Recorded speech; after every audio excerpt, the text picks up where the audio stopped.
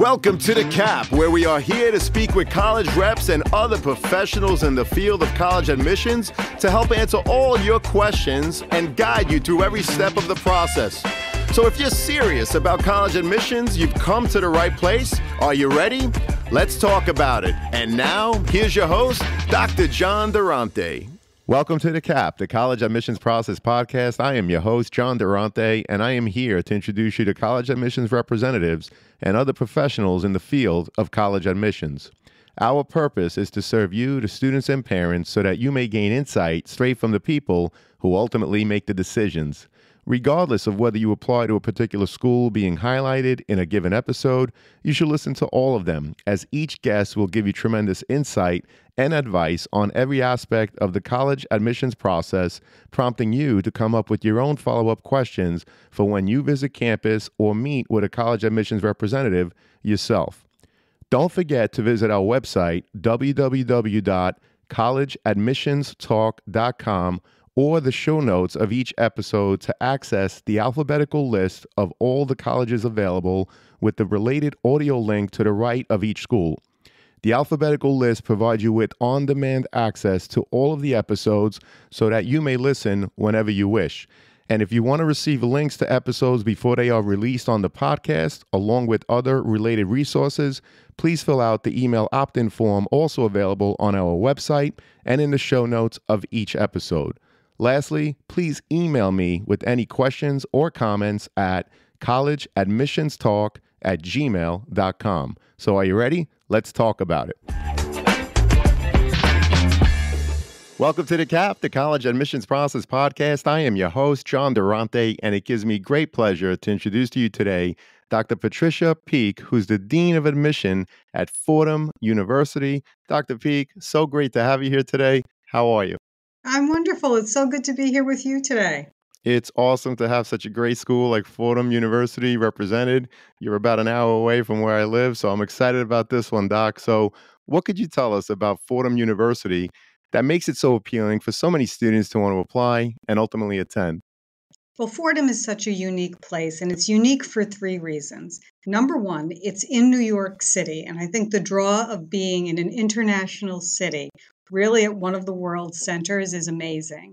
But it's also a Jesuit university, meaning it is a place that really focuses on small classes, very low student-to-teacher ratio, and caring for the students. So imagine being in a major city, but coming back to a place on campus where everybody knows you and you can really be an individual. And then I think the final thing is that we are a university, two campuses, a campus in Manhattan, a campus in the Bronx, a campus in central London, a center for environmental studies in Armonk, New York. Just so many opportunities for students to have different experiences, and multiple colleges, liberal arts colleges at both the Rose Hill and Lincoln Center campus and our Gabelli School of Business at both campuses. Well, that's terrific. Thank you for the overview. And I know that you mentioned the Jesuit education. What could you tell me about the core values of that Jesuit education? Certainly. And there are 27 Jesuit colleges and universities in the United States. We're not affiliated with each other, but we're loosely affiliated through the Jesuit network. And what's consistent in all of our experiences is that the student comes first, so that care for the whole person. And we use a Latin term for that, cura personalis. But what that really means is we try to treat a student holistically, heart, mind, body. We want students to really be fulfilling themselves and exploring their potential. And we also call that the magis, or the more. And so in Jesuit education, students are really pushed, but they're not pushed and kind of left out there. They're pushed and supported. So it's academic rigor, support, and personalized attention. And there is a real sense of students and community and people for others. So that idea of service learning, being stewards in the world, being global citizens, that makes up those three core tenets. And they manifest themselves really uniquely at Fordham, where you do that in one of the world's greatest cities. Well, that's awesome. And yes, New York is definitely one of the world's greatest cities. And I love how you talked about cura personalis, which is really treating the students holistically, mind, body, and soul. And so that's why I know that so many students that are there, and I know how happy they are because of that community that you foster. I was curious, the overall number of applications schools are receiving are on the rise thanks to many schools going test optional and the ease to which to apply using things like the Common App. With an increase in applications, how do you determine how many students to accept, waitlist, or even deny when you don't necessarily know how many of these applicants will actually attend if accepted? Certainly. And I think that's a real challenge for many colleges. And it started even before test optional with the rise of the common application. So applying to college has gotten much easier than maybe when you and I applied to college. That's right. But and that ease is tremendous because we want that access. We want students to be able to look at a wide array of colleges. But that also means they may be applying to colleges that they have little or no information about. And so they may be really casting a very, very wide net. And so colleges have to think about what have been their historical trends and patterns of, if their applications at a certain level, how many students to admit to get to their class size, which may change a little bit every year. And also, institutions change with their goals and they may have new programs that they need to fill. So it's really a matter of kind of assessing what classes you need to have, what programs you need to have students in, and then looking to see traditionally over time, how many students do you admit and how many students actually come. So it's really a lot of analysis, but I always worry about students. There's a reality in that, but I also worry that students may not think that we're looking for also the individual and that right match. And so that's the other balance, not only getting our class and having the students there, but having the students that we know are going to be successful. So that's the other piece. There's really a lot that goes on in an admission season. Well, you mentioned many things, including historical trends and class size. I was just curious, what is your institutional priority in terms of how many students you're looking to admit to make up that freshman class? And could you give us a ballpark number in terms of how many applications you actually receive? Sure. So for the last several years, I would say we hover between 43 to 45,000 applications in a given year.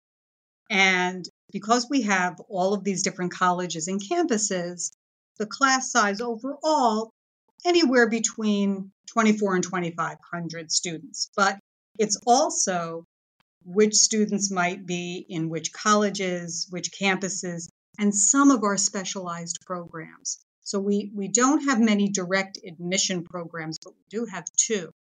And that is our theater and dance programs, which are audition programs. And so they have different admission rates, different application pools, because they're highly, highly selective. Understood. So I just want to repeat that again. You get about 43 to 45,000 applications for a freshman class of approximately 24 to 2,500. And I Mm-hmm. mentioned that because sometimes a student is denied, right, or put on that wait list. And they say, okay, what did I do wrong? Was it my essay? Maybe I didn't have enough activities.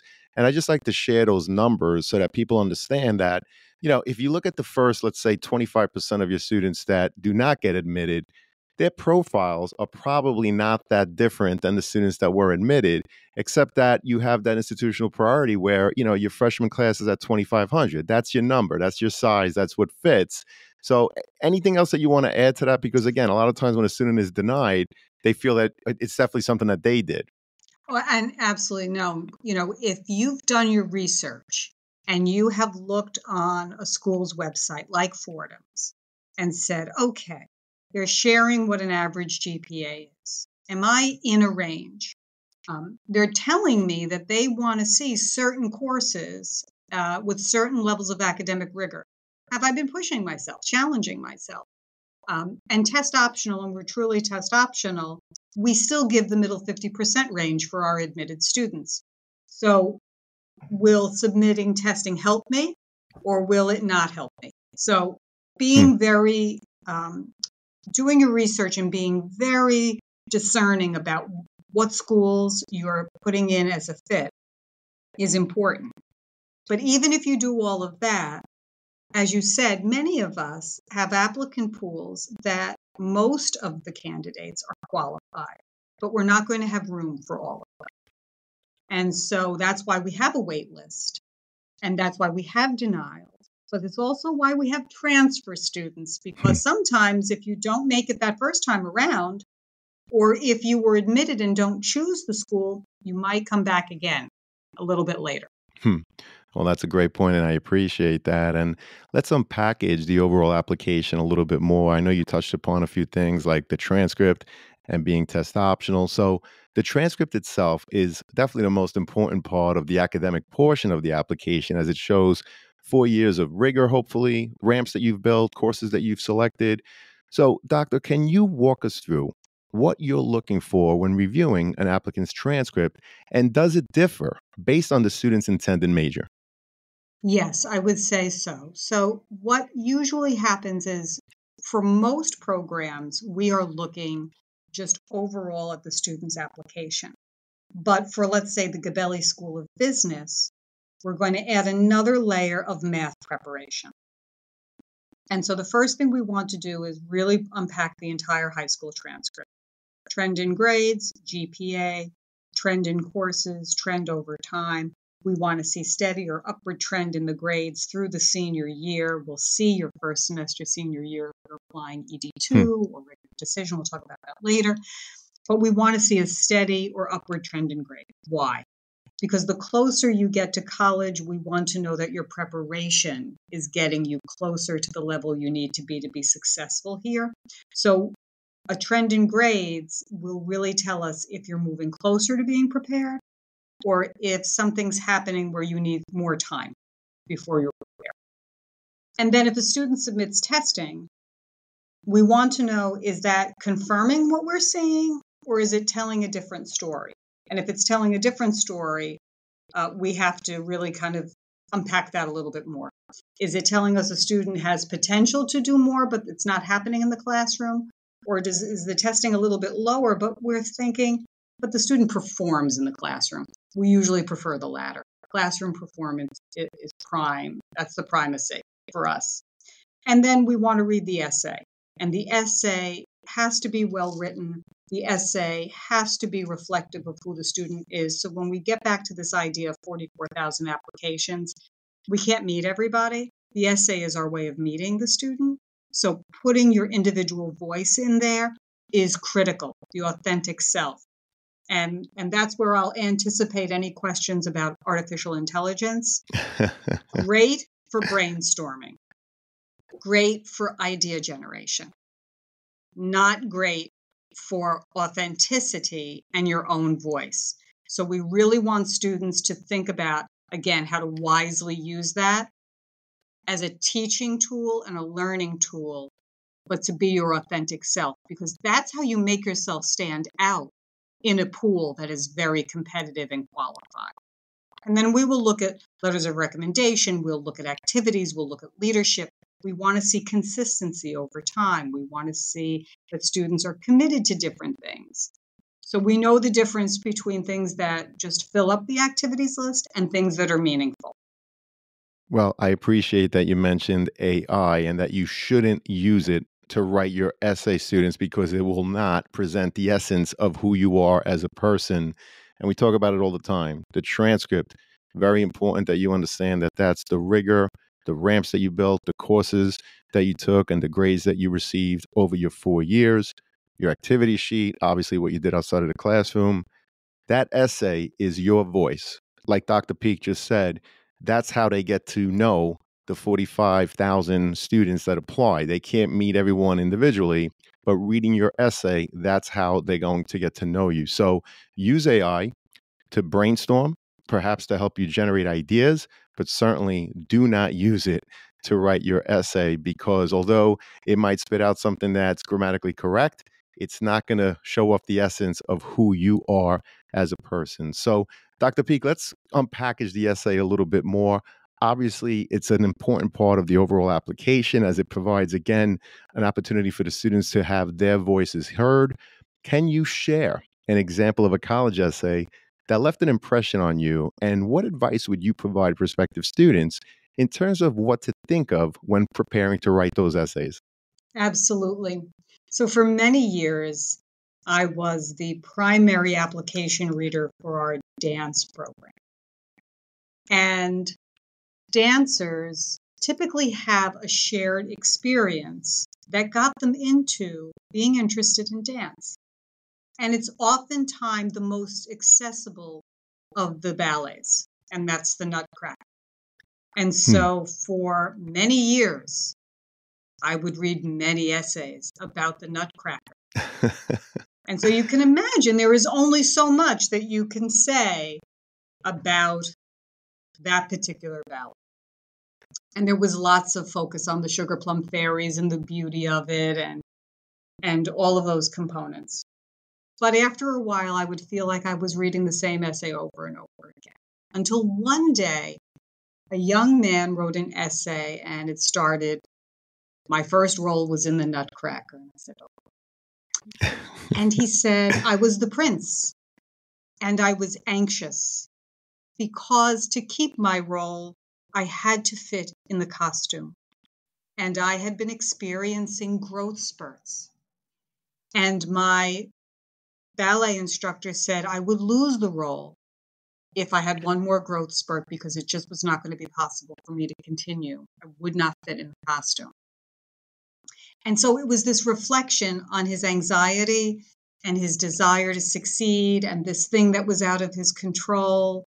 And it just gave me such insight into who he was and how he was finding meaning and how he was coping with a challenge. And he took something that many people had written about. My first experience was the Nutcracker, and really turned it on its head in a way that was unique to him alone. And so my advice is you will have lots of shared experience. Some of you who are listening may be athletes, and so there may be a moment in a big game that you want to write about. That's also the same moment other people have. Many of you have done community service, and that can be a powerful experience because you may not know what other students experience until you see that for yourself. But you have to be mindful that whoever else went with you on that service trip had those same experiences. So how do you go into the essay, take the well-worn topic, and make it unique? And that's where you fit in. Well, that's great advice. And it's funny how you mentioned the Nutcracker, and it's a common theme. In your case, you were reading for students that were going to be dance majors. You hear it all the time from reps where they hear about an ACL injury or perhaps someone writing about a grandparent or a family member. These are themes that are very common. But I like how you turned it and gave that example where that particular student really made it his own and made it unique and not like just any other essay. So we really appreciate that, Dr. Peek. And I know that Fordham provides optional supplemental essays for students to consider. Would you recommend completing them? And if so, what are you looking for in those essays that are perhaps not found in other parts of the overall application? Certainly. So we have not made them required because not every student will need to use them. But for some students, the common application essay is just not enough space for them to shine and to show some element of who they are, what they want to express. And so the recommended essays, or for us, really just questions, because they're 150 words. They're not that long. It's just a place for a student to have an opportunity to share something that they couldn't share somewhere else. So we hope that the three choices are different enough that a student can find something, but they're not required to find something to fill that spot if they can meet that need somewhere else. So I see the college application as a series of opportunities. You should not leave any opportunity untaken, but some opportunities will weigh more than others for you because you're a unique individual. Well, I love how you put that. You see the college application as a series of opportunities, which is so true, right? Every part has its role and each should build on the next. We talk about it all the time without repeating what's already in another section. Otherwise, frankly, it's a missed opportunity. And so I love that. A series of opportunities. Thank you so much. And we talked about it briefly before, but we know that Fordham, like many other schools, is in fact test optional. Dr. P, can you share the percentage of students that apply and who are ultimately admitted that did not submit their test scores? Absolutely. So in the most recent cycle, 24, 72% of our applicants did not submit testing, and 65% of our applicants who were admitted did not have testing, because we are truly test optional. Students do not need it for scholarship, for special program, or for any other consideration. And we are still piloting it, and we renew our test optional commitment each year. And so currently we are test optional through fall 2025. Oh, we appreciate that. And of course, visiting campus before committing to a school is so important for the student to really get a feel of the campus and surrounding area. Taking tours and spending time on campus are things that can't easily be replicated online. So, Dr. Peek, when a student comes to Fordham, what are the areas that they absolutely should visit? And what are some questions they should be asking to help them determine whether or not Fordham is, in fact, the right fit for them? Absolutely. And I think everyone knows our structured opportunities are meant to put our best foot forward. So you should absolutely take advantage of information sessions or tours or open houses, especially open houses where you can meet faculty and other members of the community. So that's always a highlight for me. But I also encourage families and students, when you leave our structured portion, you should remain on your own and talk with students you meet on campus unscripted. Walk into the dining hall, see what that's like. Go into the campus center, see what the vibe is. Talk with a faculty member who may be walking, or stop an administrator. But basically, try to get the real authentic feel. Our ambassadors, or tour guides, but we call them ambassadors, they are encouraged and strictly told, you need to be authentic in your experience and what you share. So if you have something great to share, great. If you have something that maybe wasn't what you expected, that's fine, because we want everyone to have the most authentic experience of Fordham when they're making that decision. So that's why I always encourage, even go beyond that, and listen to your inner self. So sometimes it isn't even about what you're visiting on the campus in terms of the buildings, but stopping and listening to what your inner self is telling you. You will know immediately when you arrive on a campus if it's the place for you.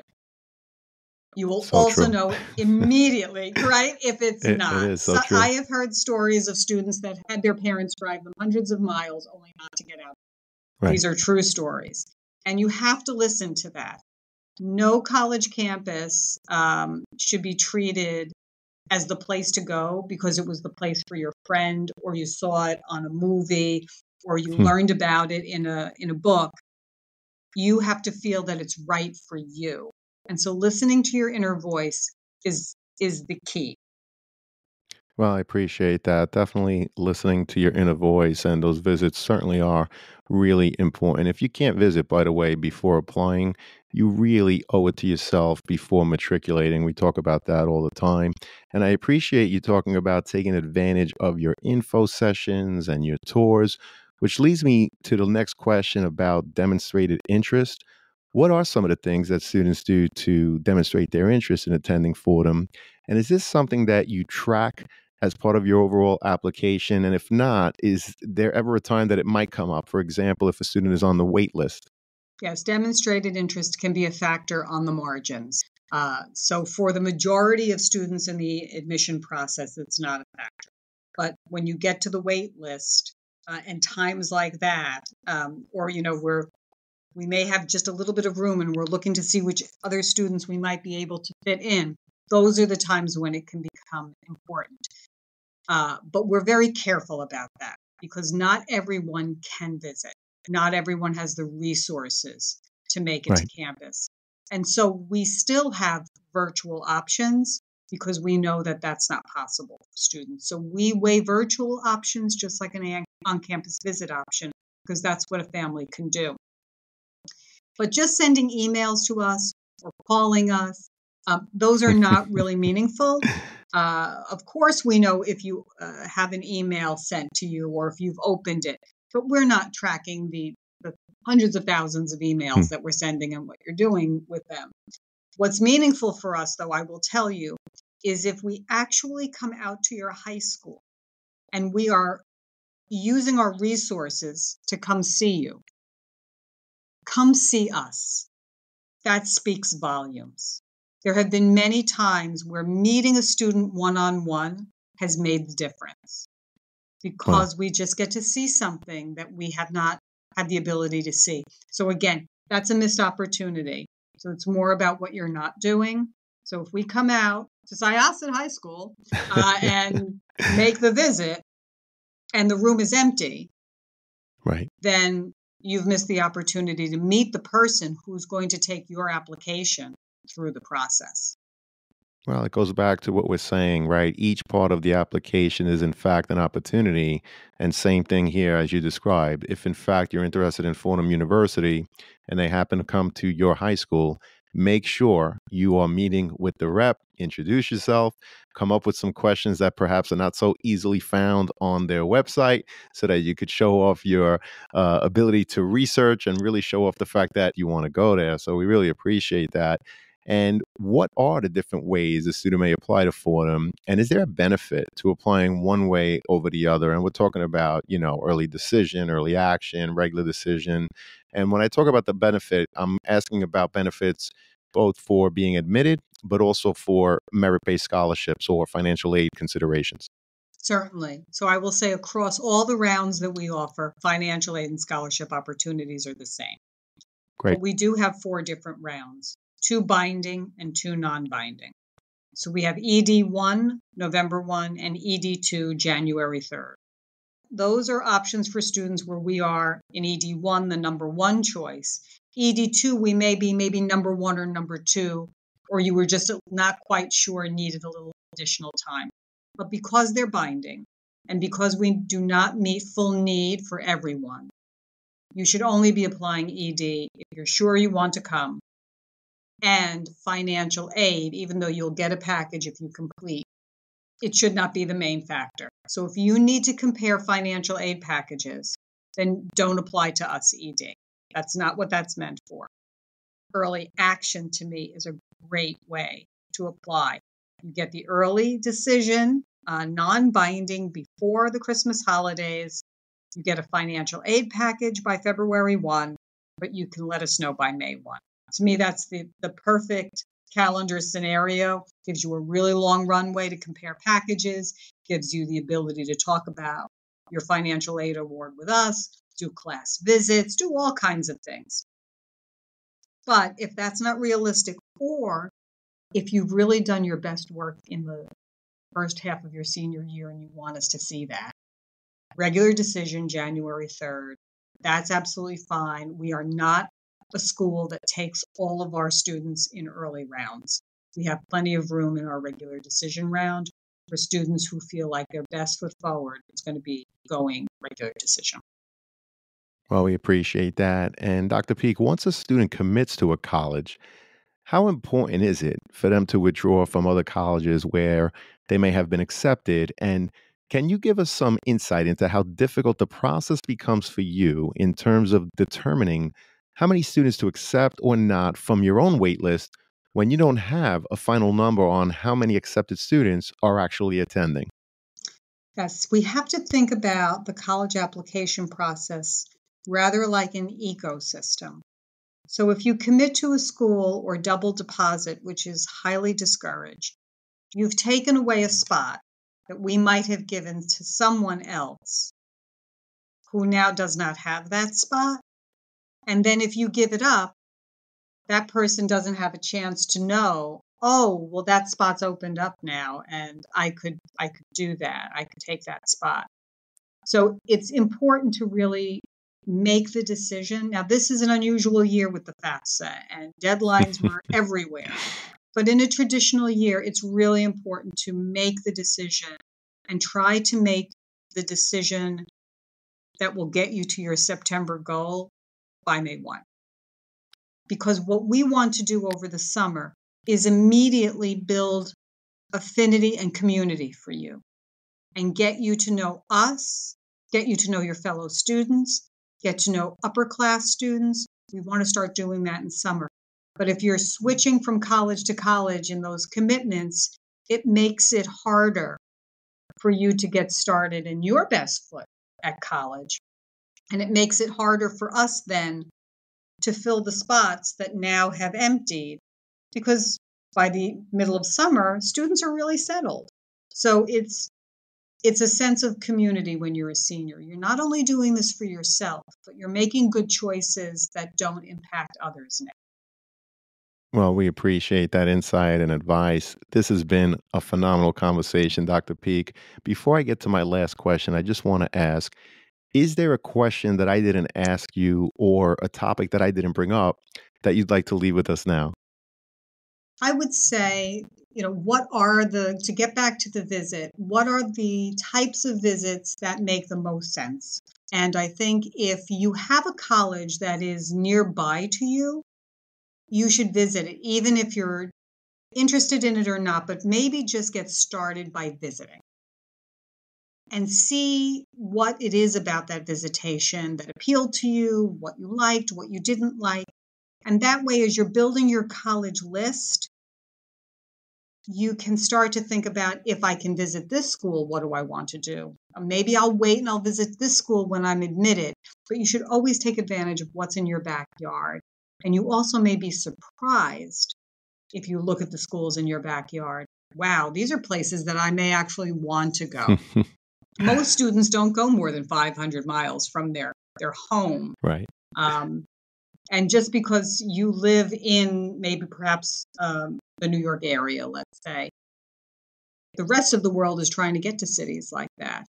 And, I always tell students who live in this city, look at the opportunities around you. There's more than 200 colleges in this area. So there's lots to be able to explore without even spending the money and the time to do the distance exploration. Those should come, but really start to use your backyard as an opportunity to learn. Well, I think that's great advice because exactly when you use your backyard as an opportunity to learn, you learn a lot of things, right? Do you want a big school? Do you want to be close to home? Do you want to be far from home? Do you want to be in that urban environment or what have you? So, yes, it is difficult to travel.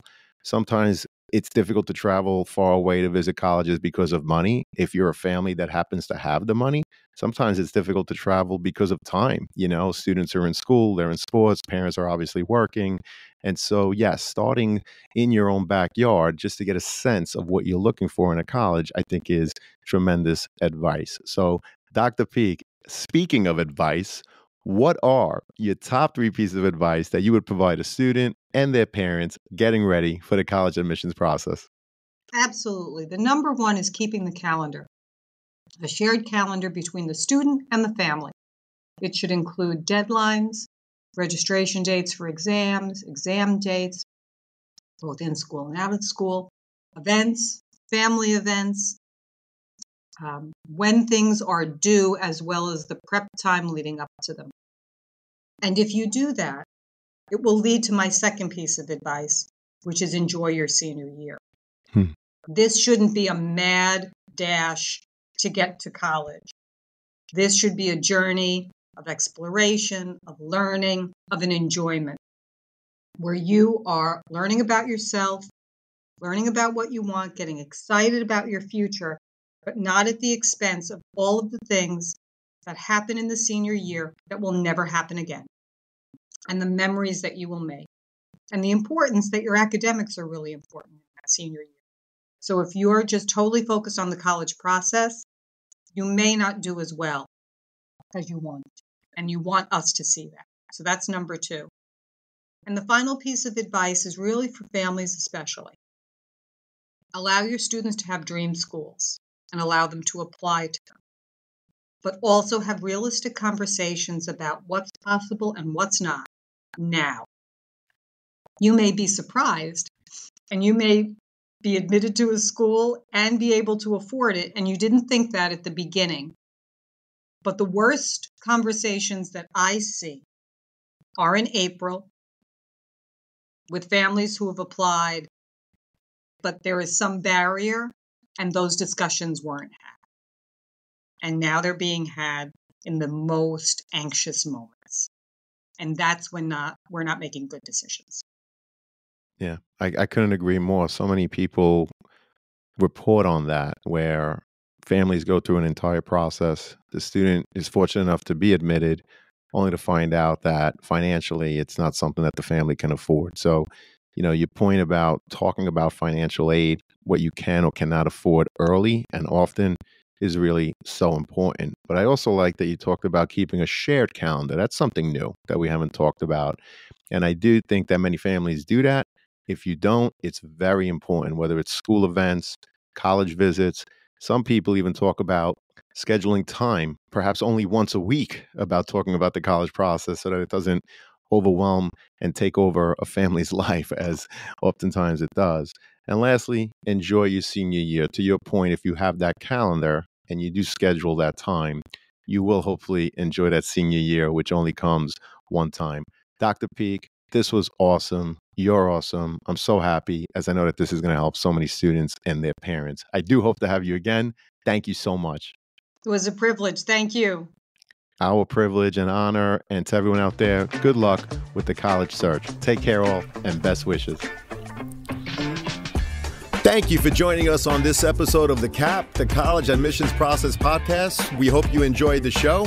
If you did, please don't forget to tell a friend and follow us on Facebook, Instagram, Twitter, and wherever you listen to your podcasts. I am your host, John Durante, and I look forward to seeing you on the next episode of the CAP. I want to welcome back Sean Patel, who's the CEO and founder of Prep Expert. Sean, thank you so much for being here. How are you? Doing well. Thanks for having me, John. Just wanted to do a quick shout out for an amazing deal that we have for college admissions process podcast listeners. We're offering 30% off all Prep Expert SAT and ACT courses and tutoring. It's live online. We've got the best score improvement guarantees in the industry. You'll get taught by 99 percentile instructors. And you can save 30% off when you go to the show notes of the College Admissions Process podcast. Grab your discount code for 30% off and click the link in the show notes. Thank you, Sean. So great to have you again. And to everyone out there, please note that if you make a purchase through any of our affiliate links, the podcast gets a commission. But rest assured that we would only promote products that we believe in and feel would benefit our listeners. Thank you all, and best wishes.